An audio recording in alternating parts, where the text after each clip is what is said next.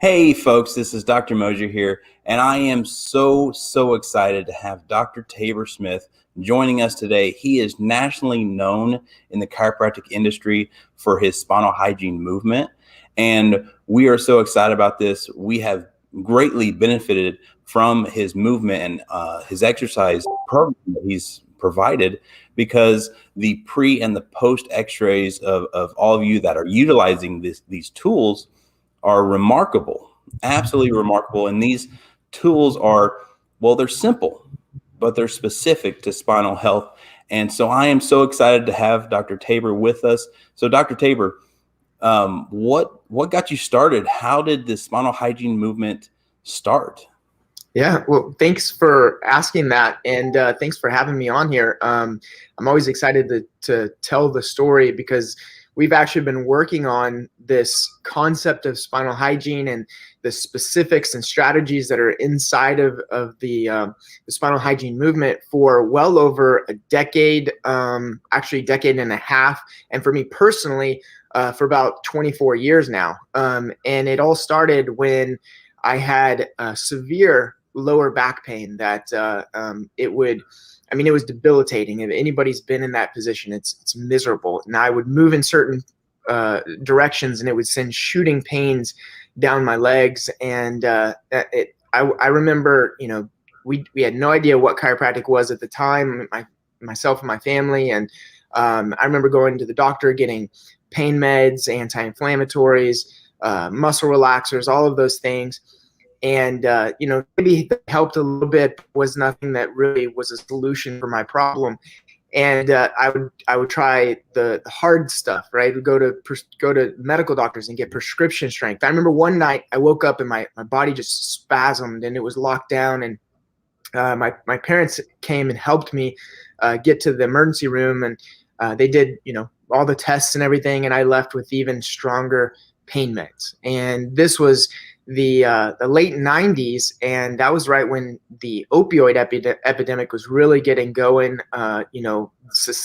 Community and society was told these aren't addictive, and they're safe. You could take them. And I remember getting some of those types of medications, and again, it would only help for a little bit. It wasn't something that was a solution to my problem. And I thank God that somebody told my family about chiropractic.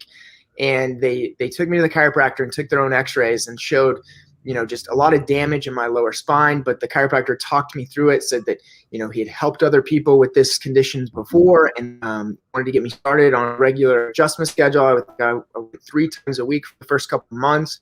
And man, it was life-changing, absolutely life-changing. My pain completely resolved. I was able to play college basketball. It motivated me. I was like, if I could help people get through that type of crisis, like that's what I want to do is become a chiropractor. But even beyond that was, I want to learn how to never be in that situation again. Like, why was I in that situation? And then how can I prevent it from ever happening? And it made sense to me. Look, if I had never brushed my teeth, and then, I'm 20 years old and I go to a dentist and he says, you have 1 million cavities in your mouth, like nobody would be surprised, right? Mm-hmm. But when the chiropractor told me, you'd never been checked by a chiropractor, never been adjusted, you never learned how to take care of your spine, like, I was surprised that nobody had ever told me about that before. Like, there was a way you could take care of your spine, that there was a difference between a healthy spine and an unhealthy spine. And I just had to learn more. Like, what is it that makes a spine healthy?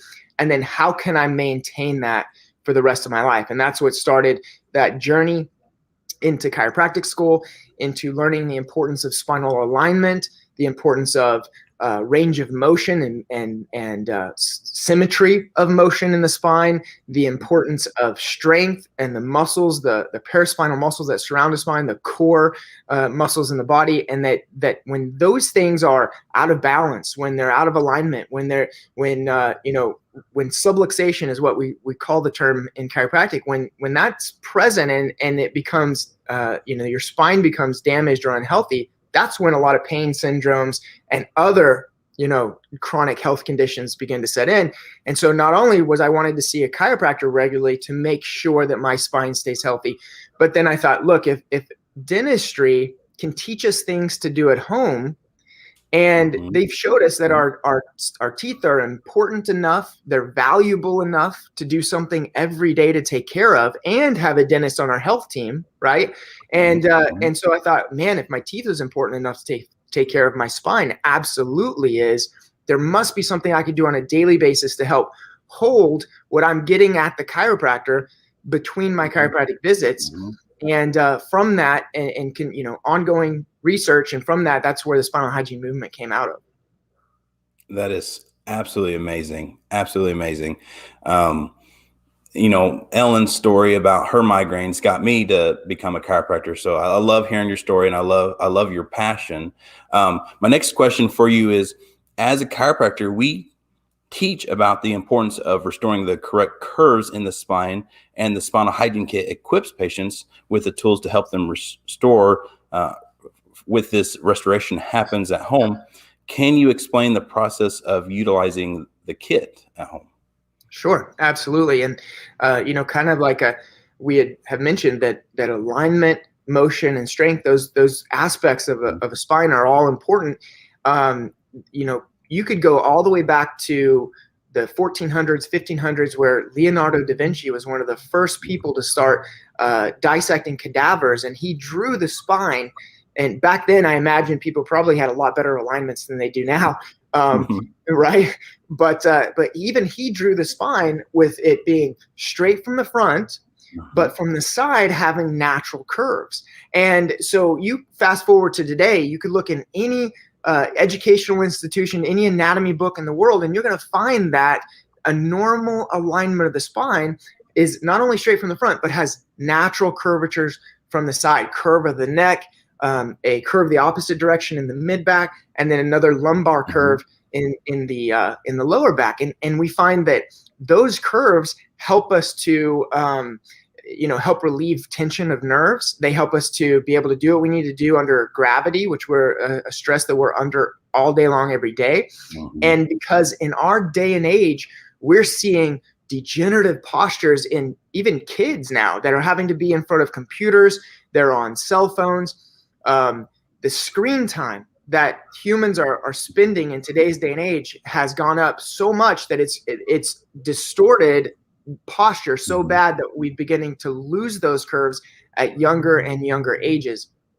And that's one aspect of what the Spinal Hygiene Kit does, is you're going to go, to the chiropractor. They're going to be able to assess and do a full exam and work up and find out where you're lacking some of those curves and that alignment, and maybe even show you some special things that you have to do in their office to correct that. But then at home, that's where the kit comes in. It's so important to lay on those spinal molding rolls, and that way you're maintaining those curves. You're literally molding those curves back into the spine on a daily basis, and it helps so much, we found, in supporting the treatment that you get from your chiropractor when you're doing those type of supportive exercises, those spinal hygiene exercises at home. Awesome. My next question is, you compare spinal hygiene to that of the dental hygiene. What are the comparisons of these two processes? Great question. I find they're so similar in so many ways. For example, I took my kids to the dentist as soon as they got teeth in their mouth, right? And it wasn't because I thought they had a cavity. They weren't in any type of pain or a crisis or anything. In society, we've just learned that's what you do, is you take care of your teeth starting at a really young age because dental health is important. Well, if we just take what I just said about the teeth and you translate that to the spine, the same is true, right? Our children have spines. They're going to grow up, and especially in today's society, probably with a lot of stress on that spine. And spinal health is so important, in my opinion, more important than dental health, even though I agree dental health is very important. But I want my children to grow up with a healthy spine and nervous system. So why would I want to wait until they have a crisis or an issue or a pain before I would take them to the chiropractor? If that's the professional who understands what a healthy spine is and who can find those things like subluxations before they become a major issue or a problem. Just like the reason I took my kids to the dentist, so that the dentist could find that cavity before it became a major issue or a problem. And then we're giving our children a better life. They're growing up without the aches and pains, and they don't have to be like I was, and so many other people in America. Is that it's not until you have some kind of major crisis or flare up or pain that you discover the profession of chiropractic and how important your spine actually is. So I think dentists, I give them props. I think they've done an amazing job at, the largest preventative healthcare profession in the world. They devote a lot of their time and their energy to educating the public on what you need to do on a daily basis to keep healthy teeth, and then that you should come to them regularly for checkups and make sure that if they do have a problem, it can be discovered early and then they can fix it. And I think that model, if we would use that to address spinal health, we would all live such better, healthier lives, in my opinion. Absolutely. I know you got 3 young boys. They're a little bit older than my 2 boys, Isaiah and Isaac. And you just reminded me of when Isaiah was born. Well, he was born C-section. Ellen tried, and it didn't work, and that's okay. But I watched the doctor rip and twist him out. And when we got to the room, away from everybody, they did their all their tests, and he came out normal. And I would hold his head and turn him one way and he was fine, turn him the other way and he would just scream bloody murder. And so after 20 minutes of being born, I adjusted my son just to make sure he was clear, free of interference. So I'm right there with you on all of that. My next question. And well, I was just going to say that the really cool thing about that is, we don't even know what kind of issues and problems you prevented, which I would rather not know, right, than have to wait until there's a major issue or a problem with your kid and then realize like something could have been addressed early on. Why don't, as a society, we implement this, an unspoken kind of rule or this concept of let's take our children to the chiropractor in an early age and just have them checked, right? Because what could it hurt? But it could prevent a lot of things from ever happening. Absolutely. My next question is, what exercise would you recommend for a person to start out with in the Spinal Hygiene kit who is experiencing tenderness and are in their initial phase of chiropractic treatment? Sure. Good question. And I always tell people when it comes to spinal hygiene, it's the long-term consistency that really makes the difference, not how much you do today. You know what I mean? So I would say it's something that you really want to kind of go slow with. If something causes you pain or irritation, stop doing it.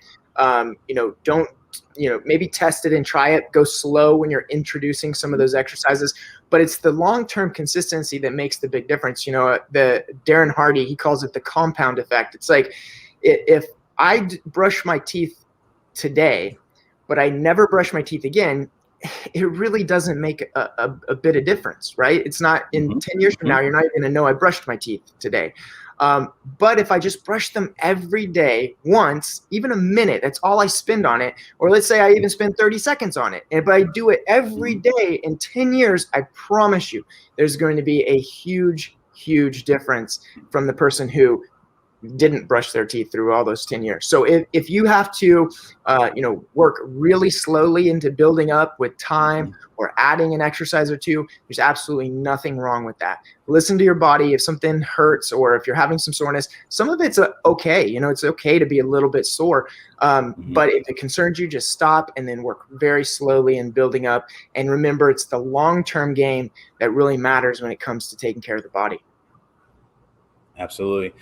And I know many of my patients have reported to me stating that they were sore in their low back and they would utilize the Wobble chair, and it would alleviate a lot of the soreness out. And the Wobble seat is just a phenomenal tool that we utilize. We utilize the whole kit, but the Wobble seat is quite amazing. My next question. One of the things I think is important to know is just like the chiropractic adjustment or just like going to the gym, changing the body, you may feel a little bit of soreness or change, and that's a good thing. If nothing changes, if you don't feel anything at all, I mean, sometimes you question whether anything happened. So a little bit of soreness from an exercise, it can be okay, and that's a good reason to have a chiropractor on your health team when you're doing this stuff, because you can go to them and ask them, is this okay that I feel that, Absolutely. I know this morning I did some legs and some lunges, and I'll be sore later right on. as well. But my next question is, how regularly does a person need to tend to their spinal hygiene? Yeah, good question. So yeah, and that's what I love about the concept of spinal hygiene is it's a daily occurrence. It's like dental hygiene. Dental hygiene is daily. I wouldn't go a day without brushing. I really wouldn't.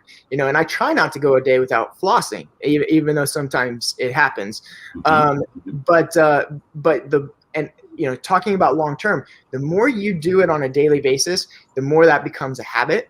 And then it becomes just something that you do without thinking. And that's what we really want spinal hygiene to be for everyone, is a daily habit that you get into that helps you to take care of the health of your spine between your chiropractic visits. Awesome. My next question is, what is your favorite success story from a patient that you have seen with the spinal hygiene kit? Yeah, so great question, and man, there's been a lot of them. Myself personally, even is my favorite story. But I'm not sure have you seen Becky's story, one of the short films that we did with The Better Way? Oh yes, I love that. I think that has to be my favorite.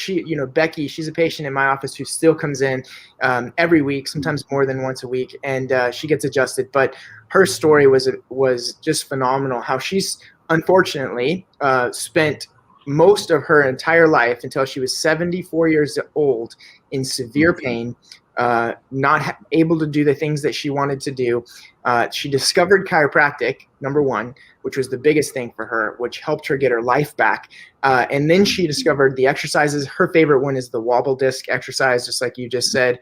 And she said anytime she used to actually reach for opioid medications and over-the-counter medications all the time until she injured her stomach and I think liver even from taking those so much that they told her you can't do that anymore. Like she actually had to go to the hospital from bleeding. So long-term use of those drugs is really kind of dangerous.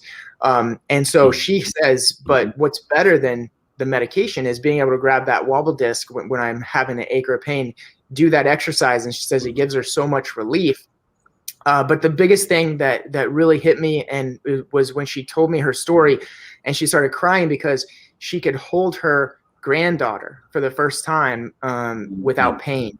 And that I just get the goosebumps even telling you about it now, but that's got to be one of my favorite stories.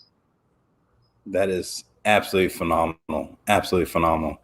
My last thing with you is there anything else that you would like to add about chiropractic or the spinal hygiene movement that we haven't covered so far, buddy? I think we covered a lot of it. I would say to people that taking care of your teeth is great. You should do it. You should brush, you should floss. And it's probably life-changing, actually, for people who didn't know they were supposed to take care of their teeth or something, and then they just start doing it. Like dentistry could be life-changing. Brushing and flossing on a daily basis could be life-changing. But there's nothing, in my opinion, as life-changing as a healthy spine and nervous system, because it's more than just about pain, which don't get me wrong, I've been there. Like it is life changing to have a relief from pain. That is the number one cause of disability in the United States right now. Is just there's so many people in pain. So that's great for chiropractic, for spinal hygiene, get you out of pain and then never have to be back in that again. But secondarily, there's so many more benefits to taking care of that spine and nervous system. To realize that your nervous system controls every single function of your body. Like right now, your brain's telling your heart to beat, your lungs to breathe, your stomach to digest. When you ate lunch today, your brain will coordinate 20 different organs to help digest every piece of food. Then it's all those nutrients and assimilates them into your bloodstream, takes them to something like 100 trillion cells in your body. And then all of those nutrients have to get to each cell in the exact right amount every single day, or you and I don't make it through the day. Like, what an amazing, brilliant miracle. What a piece of work that God created in the body. And to think that that nervous system is that master controlling system of that beautiful, amazing body. So that's a system I absolutely want to take care of. I want, my family to have a healthy spine and nervous system. And if you want to see changes in your health, start taking care of that. Absolutely. I love it. I love your passion. I love that you took the time to share that with us about the spinal hygiene movement. And I'm hoping and I'm praying that this movement continues to impact our entire nation, because there's so many people suffering. We both could just chat for hours on miracles in our offices, and in chiropractic or the spinal health is so important. So Yeah. I hope this was helpful. I hope it was informative, and we will see you next time. Thank you, my friend. Thank you.